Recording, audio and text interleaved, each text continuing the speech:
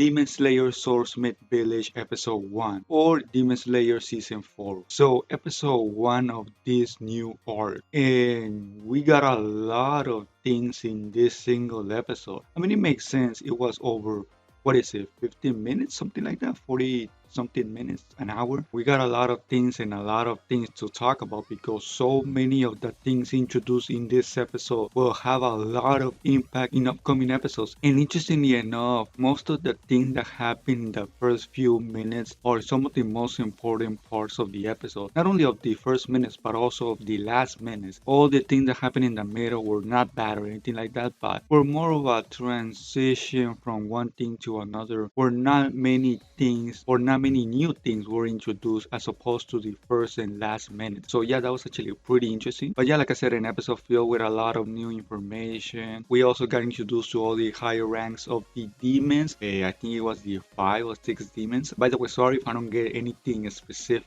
exact. By the way, sorry if I say something wrong, if I don't get the Demon Slayer terminology correct about certain things or certain aspects of the world. But this is my first time reviewing the anime, so I'm not really, as sharp as I should be about general things of the anime. So yeah, just wanted to mention that quickly. But like I was saying, we got introduced to the higher rank ups of the demons, which are really, really scary and really cool in a way because they have really cool designs and they have really cool personalities, especially the second demon, the second higher up demon. Probably the most interesting part of the episode was that, and we got it in the first minutes of the episode. We see how Muzan was also there. We also got introduced to the first demon, the strongest demon. So yeah, about him, at first I thought he was, Tanjiro's father, but then we see later on how he's not really that. He's someone that knew the Tanjiro family. But yeah, at first I was taken aback because I thought that he could potentially be Tanjiro's father. So that could have been something really interesting to see. But like I said, that was not the case. That doesn't mean that that is less interesting because he's probably the most, I guess you can say, captivating, important of the demons that we know about. So yeah, his reunion with Tanjiro whenever that happens in the future, in the far future, I would assume, even though at the end of the episode he did see him. But yeah, in the near future, when we get to learn more about him, his interactions with Tanjiro and all the other ones, I think he's going to be one of the, I guess you can say, most well-developed demons alongside Akaza. He has a lot of potential. We see how he also has the same general, I guess you can say, attire as Tanjiro, as Tanjiro's father. He even has the same earrings. I mean, there's definitely something more going on about him that we still don't know about. It is the first episode, I mean, that makes sense. So yeah, still more to come from him. His face, I mean, I think everyone was surprised when we saw it for the first time, unless you're a manga reader, of course. So yeah, I was actually really surprised by that face. I mean, he has, what, 6 eyes or something like that? That was actually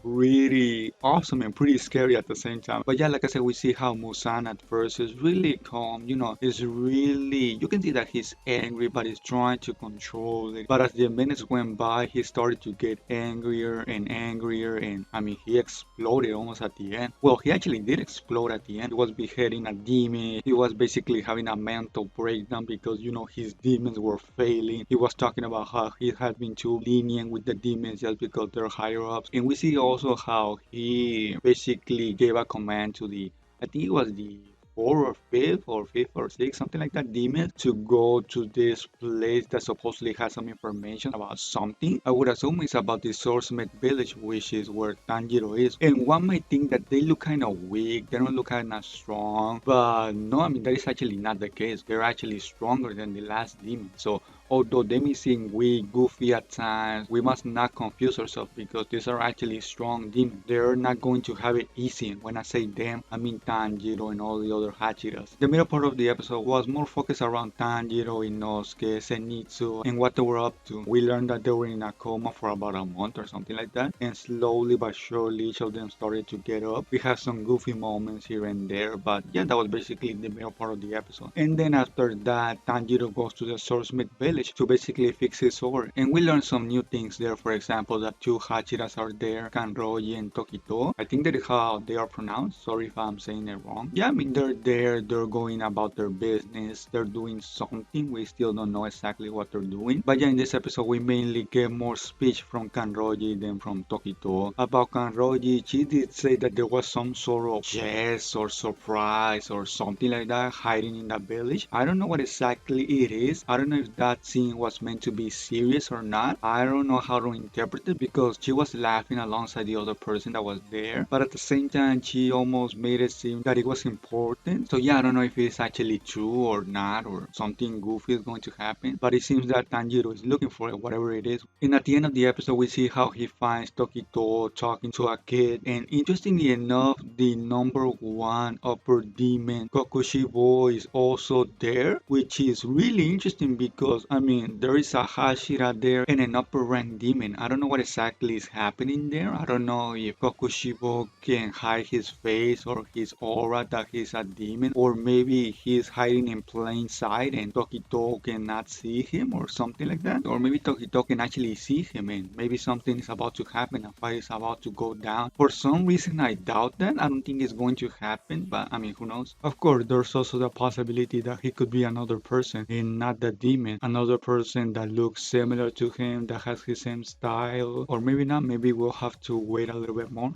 So yeah, that was basically the first episode, the hour special episode. We see how Kanroji and Tokitou are going to be the most important Hachiras in this arc. And yeah, I think this anime, this fourth season, the Swordsmith Village arc is going to be an important one. What do I mean by this? I think this arc is going to be the transition between the beginning of the anime and the last part of the anime. I think this season is going to be where Tanjiro learns about many new things, where we find out many new things about Muzan and all the other demons and things like that. And to be honest, it is not like I've read the manga or the source material, whatever it may be. That is how I feel. That is how I feel about the season. That is going to have many of those things, and that is why I think it is going to be very important. And yeah, that is everything that I wanted to say. I hope you enjoyed my review, and I guess I'll see you all in the next episode review.